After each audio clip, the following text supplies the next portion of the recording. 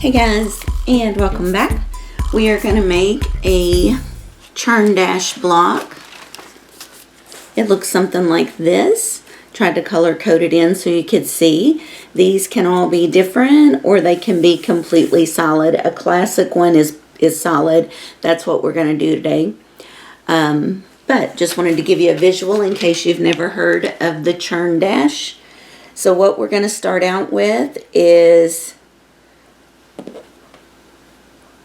2 of these, which right sides are together, and like with many of the other blocks actually, it's going to be starting out with half square triangles. So I've made my mark corner to corner. We're going to sew on each side. That's going to give us 2 half square triangles on each for a total of 4.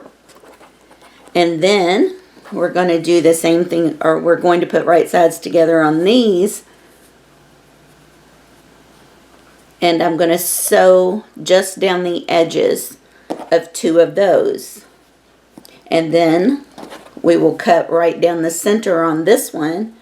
And that's going to give us 4 that we'll be able to open up like this. Okay, so it'll be a bar of solid and a bar of the print. And then I have 1 solid for the center. So this is a very simple quilt block when you break it down like that. And if you look on here, you can see it.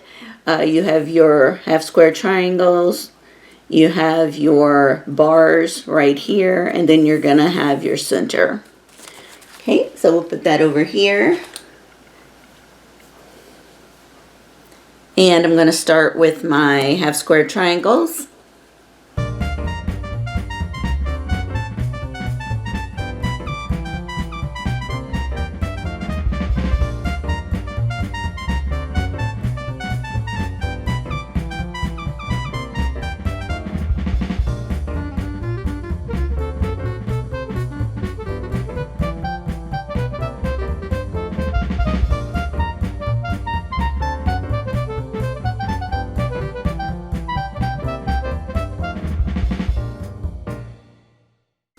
So we're just quickly going to set the seams.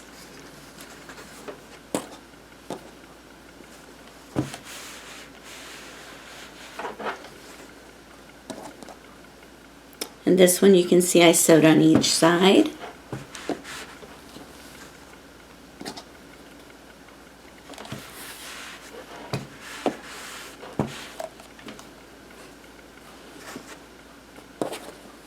Alright, now to make the bars,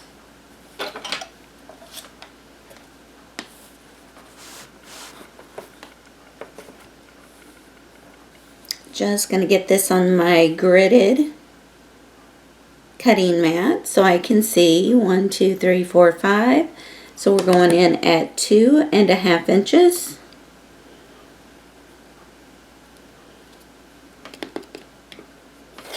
And cut. And the next one, we'll go in at 2.5.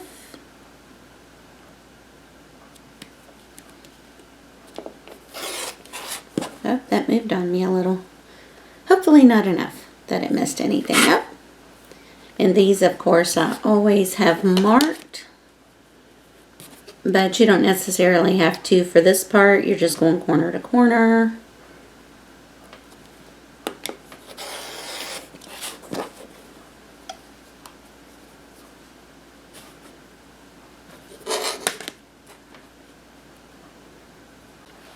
Okay, so we're going to start with our center, and now I'm just going to press the squares that we just sewed together.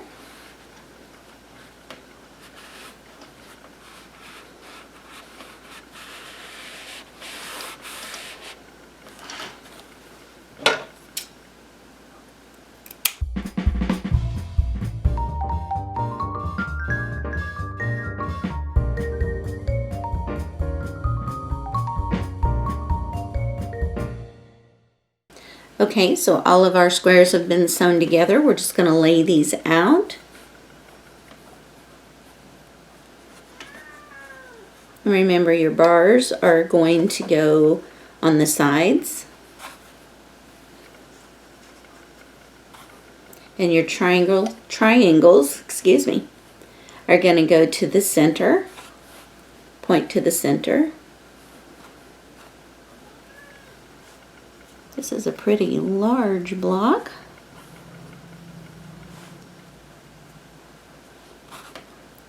And then you put that in the center. Now, just like with the shoe fly, you could always turn your blocks.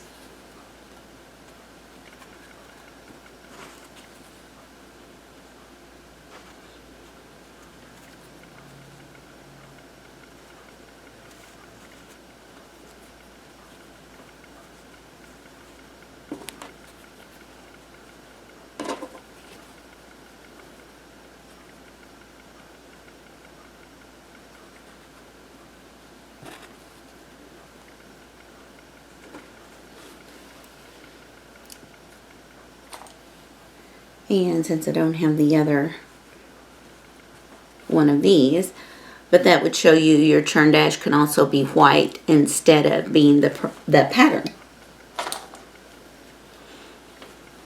And we'll just flip these back around real quick so that we can get them sewn together. And have you noticed that once you make your small squares in so many of these quilts or quilt blocks that we've been working on, you're always coming back to having that grid of 9, it seems like. Which makes it very easy, because all you have to do at this point is start sewing rows together. Once they're all connected, then you just make your last 2 seams to finish it off. So what we're going to do is fold these over.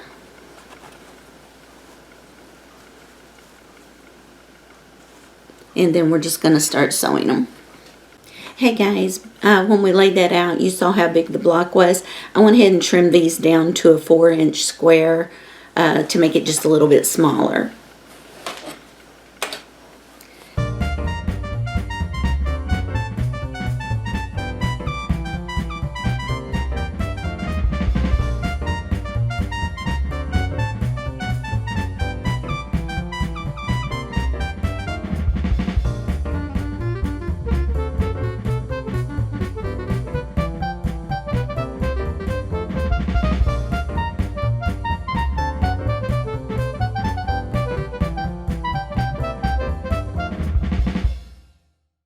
Here's our Churndash laid out. Like I said, now that the rows are completed, all we have to do is attach them. The inside square, the solid white, I'm going to press those seams to the outside. And then the seams that are going to be sewn onto that are going to press to the inside. And just, I know I repeat it in every video, but that does make it easier to sew because the seams are not laying on top of each other. They're laying right up against each other. It reduces the bulk. Alright, now when you lay them up against each other, you'll be able to feel it whenever you're sewing, that the seams are just laying right next to each other instead of on top of each other.